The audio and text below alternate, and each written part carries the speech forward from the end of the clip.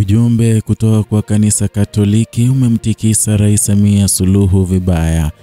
Ujambo na karibu kwa taarifa zetu za Kenyascope na kumbuka kusubscribe.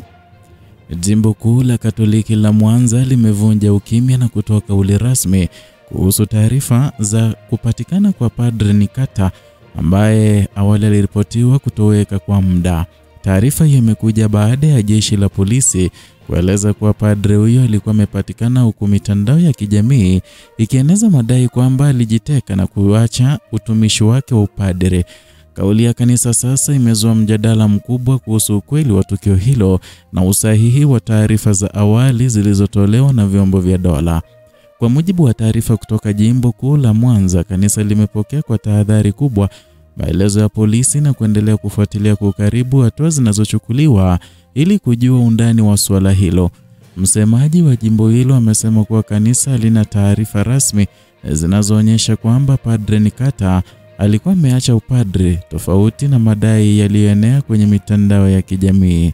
Askofu mkuu wa jimbo hilo Renatus Nkwande ameeleza kuwa Padre Nikata bado ni sehemu ya utumishi wa kanisa Katoliki, akihudumu jijini Mwanza licha ya kuwa asili yake ni Songea.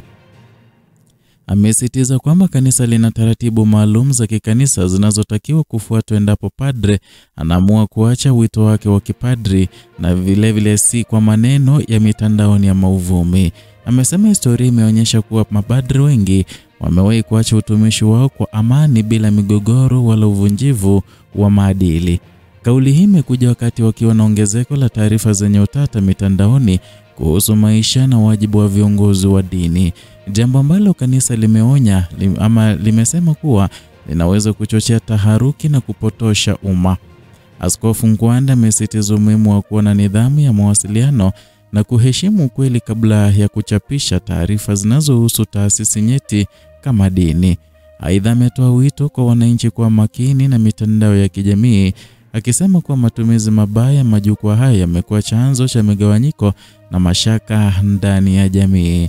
Ameeleza kuwa taifa linahitaji maadili, ukweli na heshima ili kudumisha amani, hasa wakati ambapo mambo ya kiimani na kijamii yanapogusa hisia za watu wengi. Askofu huyu ameongeza kuwa katika taifa lolote linalotaka kudumisha amani ni lazima kuwepo kwa haki, na ametoa wito kwa Watanzania wote kuendelea kuliombea taifa, viongozi wake na taasisi zote muhimu ili haki, upendo na umoja viwe nguzo za maendeleo na utulivu wa taifa.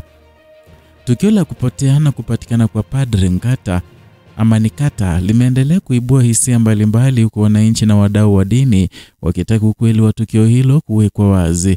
Kanisa Katoliki kwa upande wake limeahidi kufuatilia kwa ukaribu hadi pale ukweli utakapodhihirika. Na hii ni Kenyascope, ambapo tunakuletea habari zenye uzito, uchambuzi wa kina na simulizi zinazoibua tafakuri kuhusu dini, siasa na jamii za Afrika Mashariki. Endelea kutazama kwa taarifa zaidi zinazogusa maisha, mitazamo ya bara letu. Kumbuka kusubscribe, kulike na vile kushare video hii ili tufikie ndugu na jamaa na wote ambao hawajajua kuwa kuna mazuri hapa.